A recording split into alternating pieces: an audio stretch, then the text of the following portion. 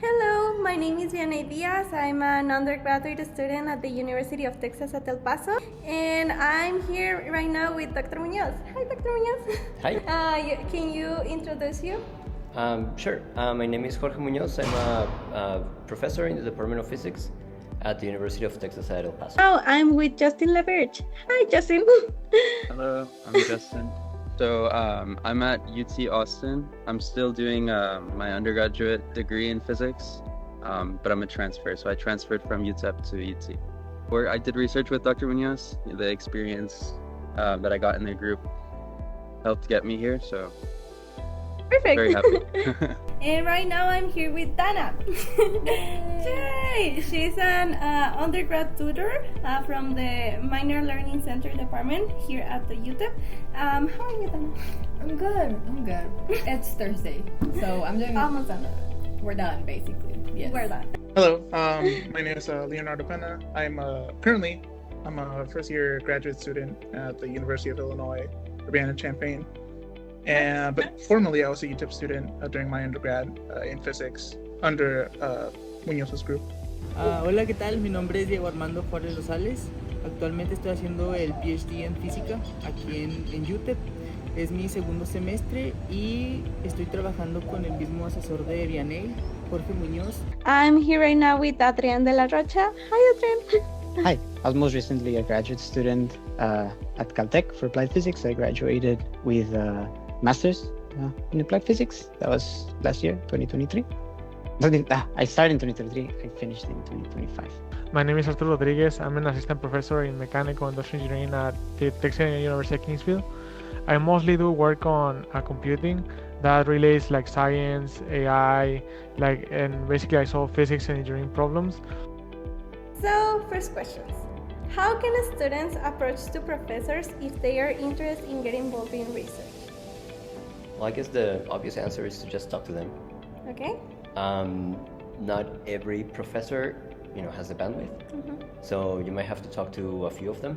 I joined UTEP in 2018, and my vision was to have an impact on the research careers, the lives of students from the border, from Juarez and El Paso. So far, I've had about 20, and most of them, maybe like one or two, were not getting paid, but everybody else was paid. So I had money from the Department of Energy, from UTEP Curie, from National Science Foundation, and a few other organizations to pay the students. And this is very important because you're putting your money, where your mouth is. So it's not just that it can help the student, support him or herself, but also it proves to others, to employers, to graduate programs, that somebody trusted the student enough, the researcher, to pay. I heard about a program called News Team, which I think you're familiar with. I saw an email, actually I got an email from SPS, the Society of Physics Students, that he was looking for students to be in the News Team program, kind of a summer research exposure, and I wanted to start doing research, and I thought the program looked really interesting, so I emailed him, and that's how we connected. So back when I was an undergraduate at UTEP, I basically attended the Curie Symposium. I was about a freshman in college, and I was presenting my work with Professor Vinod Kumar. So basically, there was a student that was from the mathematics department. His name is Carlos Cuellar. It turns out that Carlos knew Dr. Munoz from an APS meeting. He was coming to UTEP, and then Carlos told me we should join his group. It would be a great idea to do computational physics. So from that moment, I started being a student of Dr. Munoz. I actually was his first student, me and Carlos and Reynaldo. Nice! I didn't know that. As for how to reach out to the professors, I would say just talk to them. There's a lot of people that just go to classes. But if you're interested enough to ask your professor about what they do, and you're also interested in the field that they're working on, there's a chance, however small, that they might be interested in you working with them. Because in the field of physics, there's never enough people that are working on a problem. So more people are always welcome. what are the main research areas that your group is working on? My main topic is thermodynamics, and we develop computational methods, which include machine learning methods, data science, all of this stuff. And so at the beginning, I was just doing traditional materials, especially alloys. And so I was looking at the electrons, how they interact with the vibrations of the ions in the crystal. And so I knew that I could use my knowledge of thermodynamics to go into different fields because the specifics change, but like the framework, the thermodynamics framework, is the same. So now I'm also involved with nuclear physics. Okay. So we specialized in nuclear and traditional materials. I started over summer at Argo National Lab. That's where both the research things were. And the first one was on copper-67, the isotope, which is used for cancer treatment. Okay. So that's when I was like, I feel pretty cool. I feel pretty cool doing that. See how contaminated the air was and see how much copper we were losing to see if we could make a proposal for a type of tent to keep the space inside the lab clean. But then the second year, I did material science. Okay. I was working with high entropy alloys, which is basically multiple metals melted combined all together, which gives the alloy a higher lattice structure, a better lattice structure. Yep. So it's not as easy to break down or get damaged. And we were trying to see how the high entropy alloy that we had, how it was reacting to radiation and heat and stuff like that, to see if maybe we could use it for nuclear containers or fun stuff like that. Y actualmente estamos trabajando con iron, con hierro, y estamos estudiando sus propiedades a presiones y temperaturas altas, y queremos saber cómo este se comporta a condiciones las que son iguales en el inner core de la Tierra. Estamos ahí metiendo modelos de machine learning que tienen que ver con graph kernels y ese tipo de... It was essentially like a collaboration between the University of Houston and UTEP. Essentially try to find the equation of state of an exotic state of matter called quark-gluon plasma, or I guess more generally, the quark-gluon plasma is a component of the equation of state, and we looked at the equation of state of quantum chromodynamics, which is the fundamental theory of the strong interaction. What do you think is the reason that made the students wanted to be involved and stay in research groups? I've had, as I mentioned, 20 students in my group, but I've had probably over 1,000 students that I've taught. So I think people already have that inclination, that idea. So a lot of students come to UTEP. Most of the students that I teach are engineers, and so there's like certain things that engineers like. They like to design devices. They like math. They like to apply physics, and some of them they realize that there's this other thing called research that maybe I also enjoy. Yeah. And design and research are a little bit different, or engineering and research, but there's a little bit of the other one in each. And so I think some students come already with that inclination, whether they know it or not, and some other students discover that this is a possibility. Want to, yeah. It was just the fact that I wanted to spend my time looking at a question that I found interesting. So I've had jobs before getting in research where either the work is uninteresting or you're not really solving a problem, that kind of thing. And so research was a way to do interesting work as a job. Okay.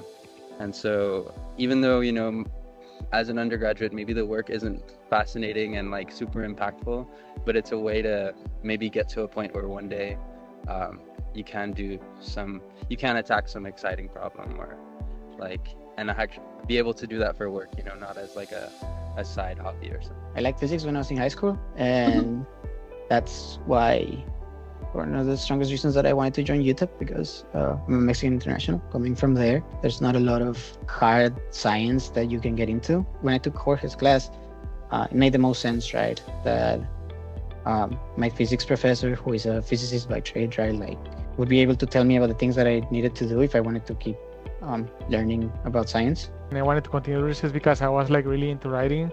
I was really into math and I love science. Jorge Munoz was starting professor. He wanted to get as many publications as possible. He wanted to succeed his career. He wanted to do a lot of things, and he saw that I was really like into working hard and really doing research. So he supported me a lot, and he helped me like understand many topics of the research. And then he basically allowed me to do as much possible. I deleted a lot of papers, and he's happy about it. I'm happy about it. So then it was a good for me and good for him, and we work a lot together. And he was also supportive, not just in the research, but he would like tell me about life and what to do in several situations in life. And he also cared about me as a person, not just as a researcher. And what are the biggest benefits for undergraduate students who get involved in research? I think everybody should get involved in research. I think the advantages are huge. First, you are not just taking classes, you're actually developing like other skills that are useful, valuable in the real world, whether at a company or national lab, grad school, whatever you want to do, to form like good habits, right? To have like a schedule. I'm gonna do these things like time management. Like all of these things are super important. But also, you're going to tap into a network, right? And so you're going to have these or start to create these connections with collaborators, by going to conferences, by going to like summer schools, participating in these programs. And that allows you not just to, like, I guess in terms of professional networking, to benefit from that, but also to learn, right? Oh, there's this other thing that, is really interesting to me. Yeah. And so I guess what I was mentioning before is that at the beginning, the students don't really know the field, but when they leave, they know. Learning how to apply the scientific method, and then start to apply the scientific method to your life. We live in a technological civilization that is a result of science, of the scientific method. Yeah. I think it's vital, right, to know how it is used and how to use it. So, trying to keep it short. Pretty much every single time that I've started a project or joined a project, I haven't known anything about it. The really enjoyable part of research is like after a few months you can look back and think like now you know something. Or like now you've actually explored some of that field, some of that space. So I would just want that feeling to not deter people from research, to kind of embrace that. Okay. Yeah, it's like a painful reward, right? It's like The most fun part, I would say, was like meeting people that know a lot of things. Like you can discuss a topic that you don't really like know a lot about and are like really confused by, and then just the person that's like sitting besides you could be like a world expert on that, and they could go on and on about like the topic so that you can understand it better. So I guess that's the main thing that I like about it, is that there's a big support structure for people that want to enter into the field of physics. At least with Dr. Munoz, when something's going on, I know I can just go to his office and rant. And we just talk about random stuff, or if I need advice with an internship or working out a problem, stuff like that, I can also go to him, and he's also going to help me with that as well. I don't think in any situation having a mentor would be not useful. But it's been really fun. Jorge's a really, really great mentor. Okay. He guides you through any questions that you have. He will give you resources. He will let you talk to the people that he knows. And it's just been really helpful to be doing research with. Oh, that's nice. What do you expect from undergraduate students who join your research group? Maybe what I really want the students to know is that their time and my time is important. Yeah. And we want to get the most out of the interactions that we have. And I think, if the students understand that, they're going to do what is right. They're going to be prepared for our meetings, they're going to do the work, they're going, or at least try to complete it.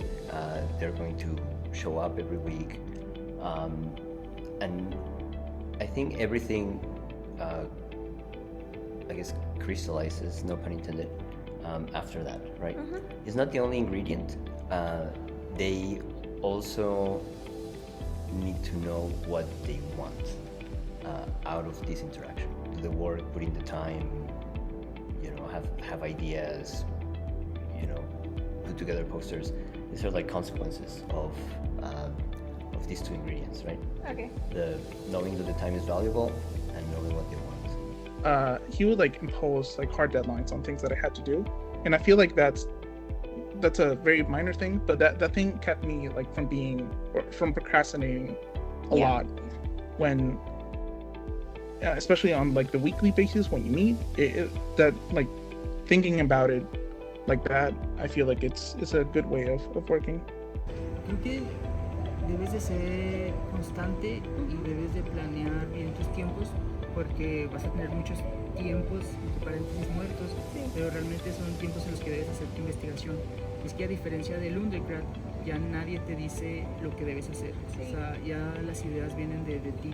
Son tus ideas, son cosas que tú quieres hacer. Tus pruebas. Sí, tus pruebas, exacto. O sea, tu PI está ahí para guiarte, para más o menos decirte por dónde irte, pero todo lo demás es de ti. Entonces ya tú debes de plantearte un horario a seguir con las pocas clases que llevas y con el research. Entonces tienes ahí que balancear. The deadlines are harder for classes, right? You have a homework due on some date, you have some exam or something. That said, deadlines on the research side, there are some hard deadlines, but a lot of the time they're longer, right? And there's also a little bit of like, well, nobody knows really where the research is going to end.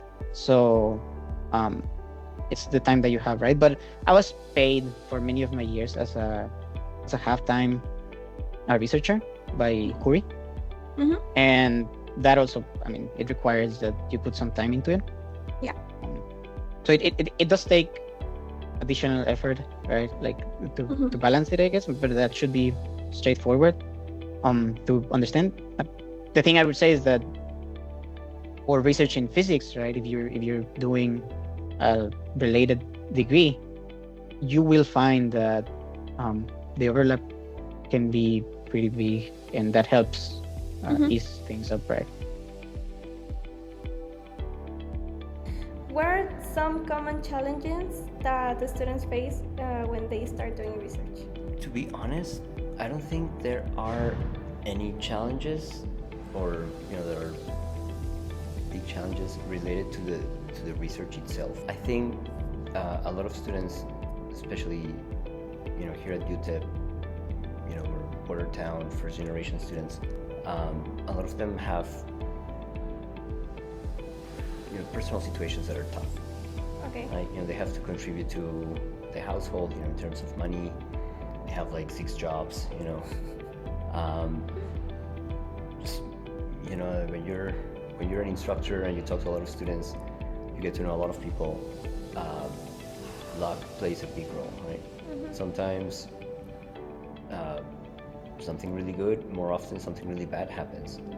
Yeah. And unfortunately, for a few students in my group, that has been the big challenge.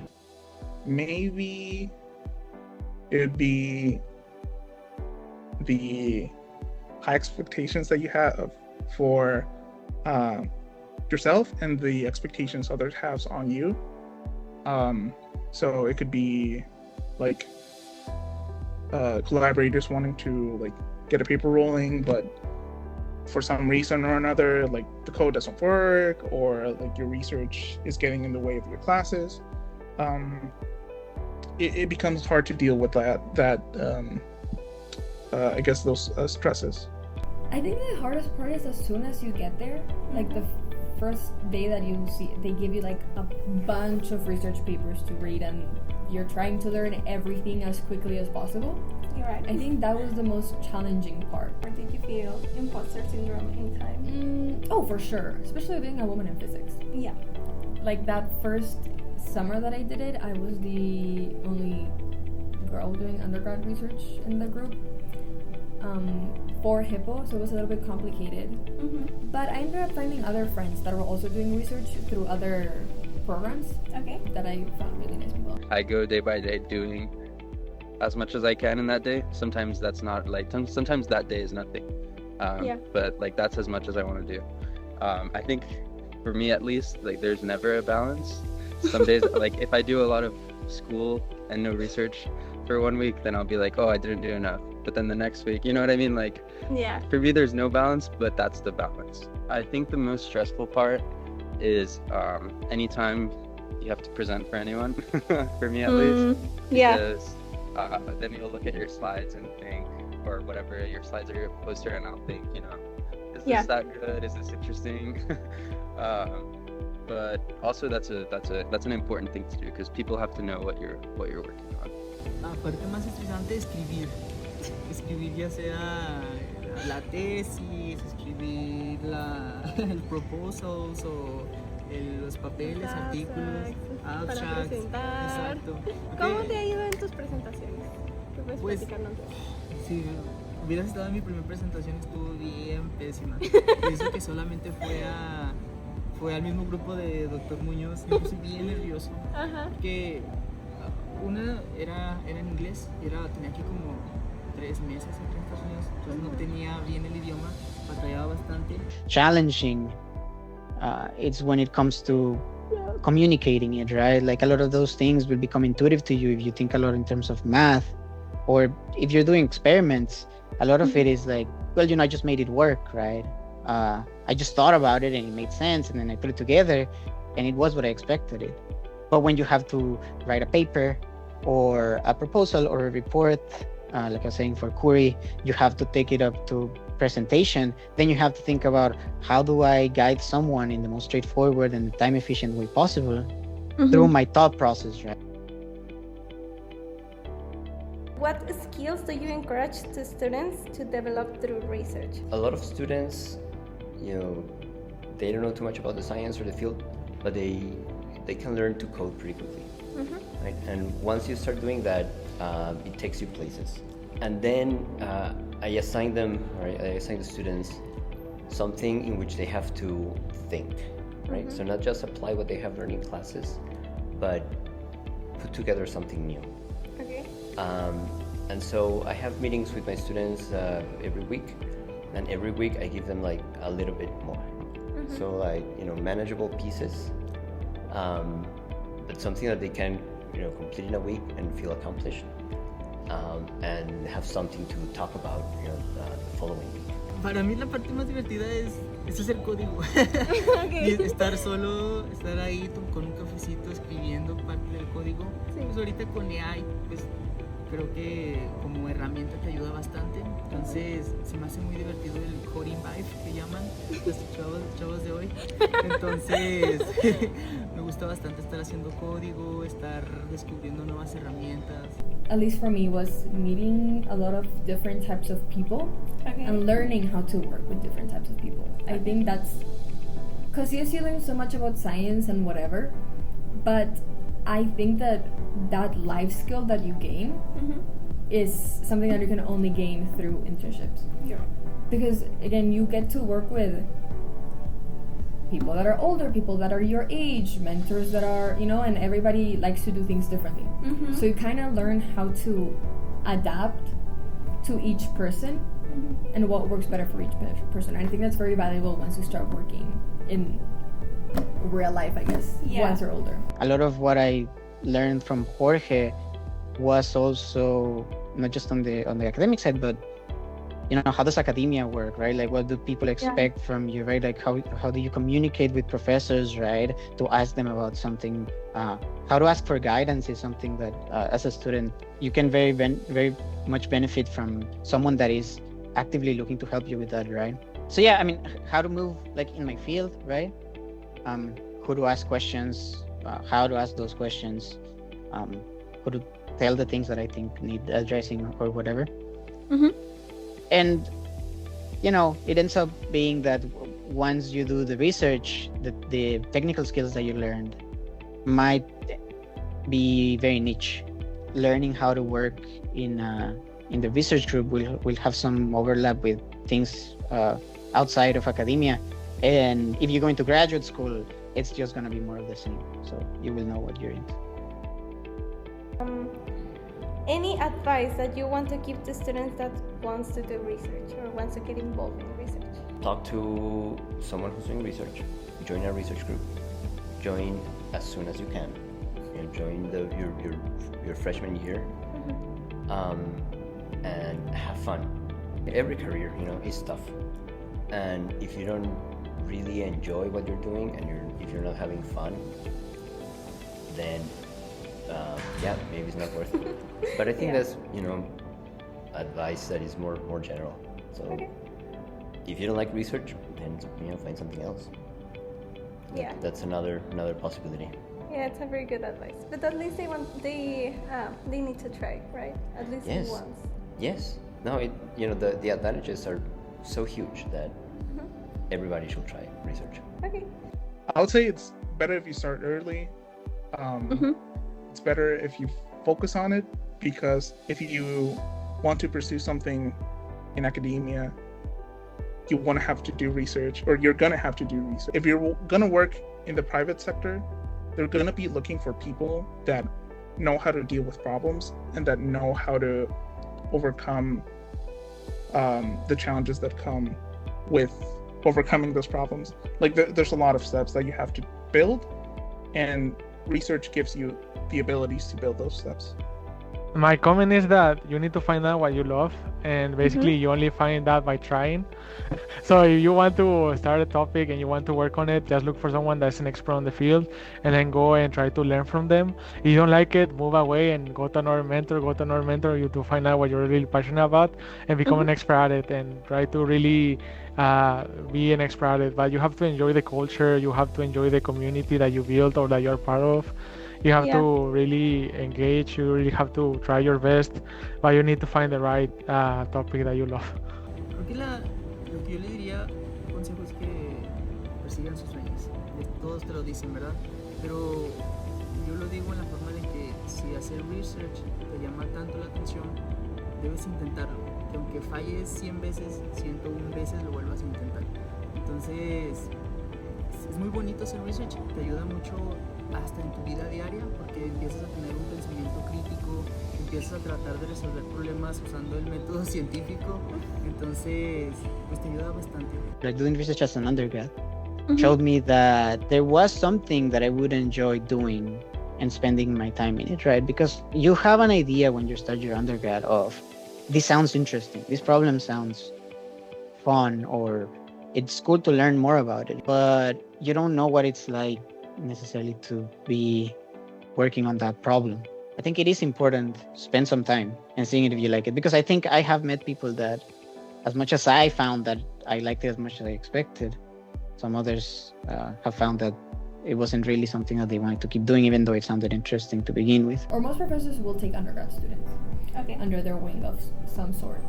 So you can go to the UTEP website and find each professor and see the research that they do. You can find their research papers and see what aligns with what you like to do, what aligns with what you want to do in the future, what you're doing now, and just email the prof.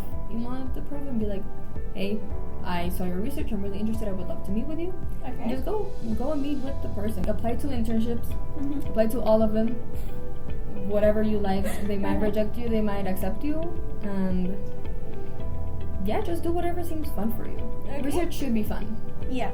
So whatever you enjoy. That's all my questions. Thank you so much, Professor. You can say bye. Bye. Thank you so much, Vianney, for doing this. Bye. No, I don't have any other comment. Thank you. Okay. Thank you so much. Thank you. Okay. Thank you. Say bye. Bye. Bye. Bye.